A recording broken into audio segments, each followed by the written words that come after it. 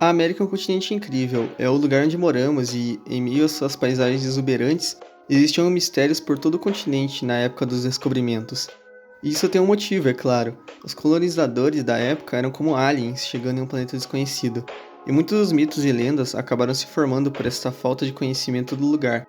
Porém, o Novo Mundo também era um lugar para onde as pessoas poderiam procurar novas oportunidades, como a extração de ouro e outros metais preciosos, ou até do pau-brasil aqui na nossa região.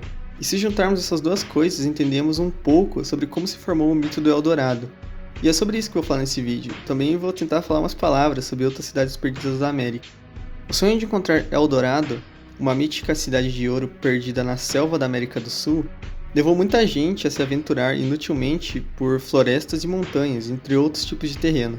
Séculos depois, estudos arqueológicos revelam que Eldorado sequer poderia se referir a um lugar, e sim a uma pessoa. A chegada de Colombo à América no ano de 1492 foi o primeiro capítulo de um choque de culturas que transformou o mundo, um embate brutal entre estilos de vida e crenças completamente opostos.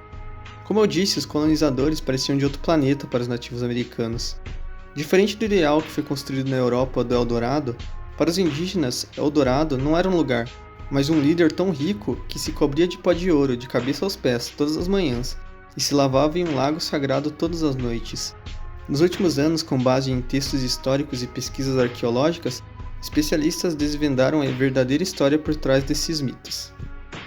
Em 1534, logo depois que os espanhóis completaram a conquista do Império Inca e refundaram Acatú dos Incas como São Francisco de Quito, no atual Equador, o rei de uma tribo foi lá solicitar ajuda dos espanhóis para a guerra de seu povo contra os muiscas, que eram outro povo do lugar.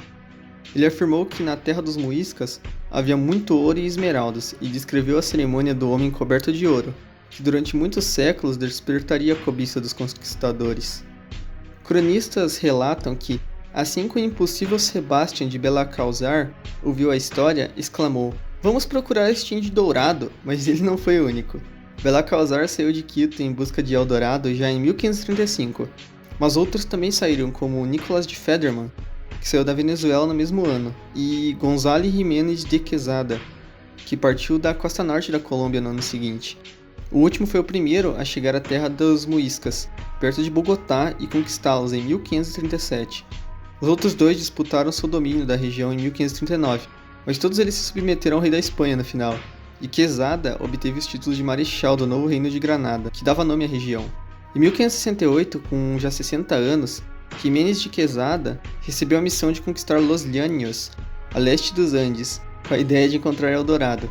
A expedição partiu de Bogotá com 400 espanhóis e 1.500 índios, gente pra caceta, e alcançou os rios Guaviare e Orinoco, mas não pôde prosseguir e retornou 4 anos depois. Derrotada e reduzida a 70 homens, com sucessivas explorações, a localização do suposto Eldorado foi se deslocando cada vez mais para o leste, um território que hoje é a Venezuela e depois o atual estado brasileiro de Roraima e as Guianas. Então eles iam chegando num lugar e conforme chegavam, iam dizendo que Eldorado ficava mais ao leste, eles nunca chegavam nesse lugar, iam morrendo mais gentes. No cume dessa história está um ritual, uma cerimônia realizada pelo povo muisca, que desde o ano 800 d.C. habitava a região central da Colômbia. Vários cronistas espanhóis que chegaram à região no início do século XVI escreveram sobre a cerimônia do Dourado. Uma das melhores relatos foi feito por Juan Rodríguez Freire. No seu livro La Conquista y Descubrimiento del Reino de la Nueva Granada, meu espanhol tá bom. Ele nos conta que quando um governante do povo muisca morria, iniciava-se um processo de sucessão. O novo líder escolhido, normalmente um sobrinho do governante anterior, passava por um longo processo de iniciação, e o clímax desse processo era uma cerimônia em que o novo líder, em cima de uma jangada, entrava em um lago tido como sagrado, como por exemplo o Lago Guatavita, na Colômbia Central. As margens do lago circular ficavam repletas de espectadores ricamente enfeitados, tocando instrumentos musicais, fogueiras queimavam, quase bloqueando a luz do dia. A jangada também levava 4 queimadores de incenso, que jogavam nuvens de fumaça para o céu. Quando a embarcação chegava ao lago central, um dos sacerdotes erguia uma bandeira para pedir silêncio à multidão. Isso marcava o momento em que o povo, reunido em torno do lago, prometia lealdade ao novo líder, emitindo gritos de aprovação.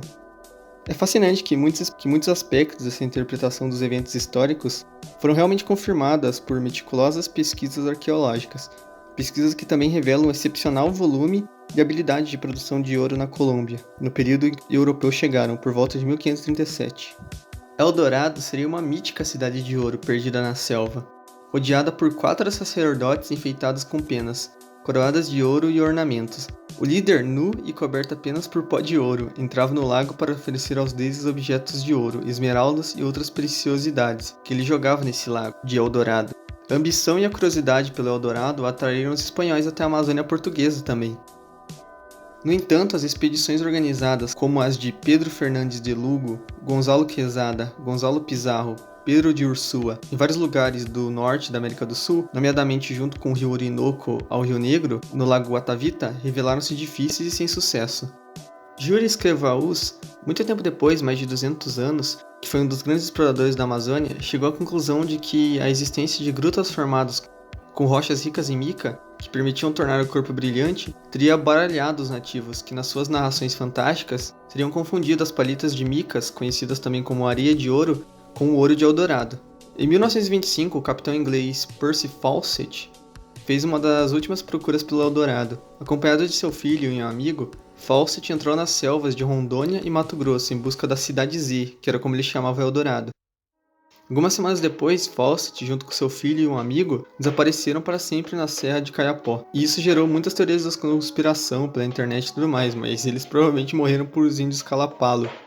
Mais de 100 expedições foram feitas na região, e todas elas se perderam e nunca mais foram encontradas, tendo feito a região com a fama de impenetrável. No livro Uma Luz nos Mistérios Amazônicos, o pintor chileno Roland Stevenson, morador de Manaus, ressuscita a lenda do lago que teria o Eldorado, e afirmou ter descoberto vestígios de um caminho pré-colombiano extinto na bacia de Aupés a Roraima, com restos de construções de pedra, pelo qual os incas teriam trazido o ouro no lombo de lhamas, e também ter identificado que já foi o Lago do Eldorado, que seria uma chamada região de Campos ou Lavrado de Boa Vista, desprovido de selvas, onde apenas há árvores nas margens de lagoas, rios e igarapés. Ali teria existido o lendário lago, localizado entre Roraima e a antiga Guiana Inglesa, com um diâmetro de 400 km e área de 80 mil km². E sua extinção teria começado há cerca de 700 anos. Ou seja, ele acreditava que o Eldorado existiu, mas eu discordo um pouco dele, porque se tivesse existido, é uma cidade de ouro, teriam que ter pelo menos alguns, teriam vestígios ou ruínas do lugar. Em 2002, cientistas brasileiros e estrangeiros consideraram que o verdadeiro ouro negro da Amazônia,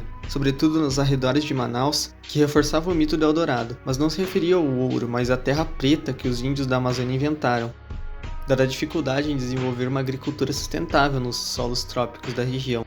Essa terra preta poderá ser, então, o ouro negro de que falavam os Amazonas, o verdadeiro Eldorado? O ouro da sociedade muisca, mais especificamente uma liga de ouro chamada Tumbaga, era altamente procurado, não pelo seu valor material, mas sobre seu poder espiritual, sua conexão com divindades e sua capacidade de trazer equilíbrio e harmonia para a sociedade muisca. Como explica Henrique Gonzalez, descendente deles, para seu povo, o ouro não simboliza prosperidade. Para os muisca, hoje, assim como para nossos ancestrais, o ouro não era nada mais do que uma oferenda. Disse, o ouro não representa riqueza para nós.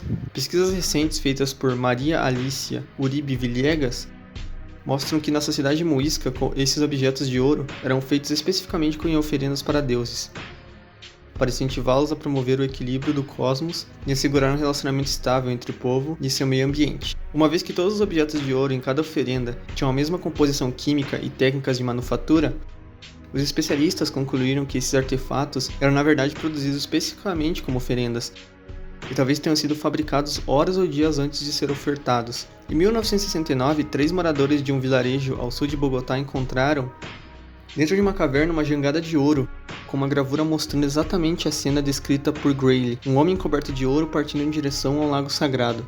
Esta é a verdadeira história de Eldorado. Ou seja, a forma com que essa história foi sendo transformada para dar origem ao mito de uma cidade de ouro revela o valor que esse metal tinha para os conquistadores europeus, como fonte de riqueza material. Eles tinham pouca compreensão do valor real do ouro para a sociedade muisca, e ficaram fascinados simplesmente a imaginar quanto ouro não teria sido jogado nas águas profundas do lago e enterrado em outros locais sagrados na Colômbia.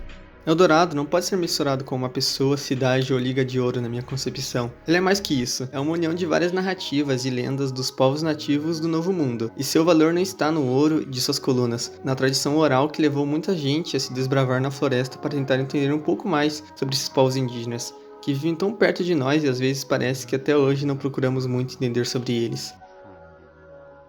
Eldorado é mais do que um dos grandes mitos da América, porém há outros que posso abordar mais pra frente no canal, mas por enquanto é isso, se gostou deixa o like e se inscreve, e se possível não procure uma cidade perdida, é perigoso.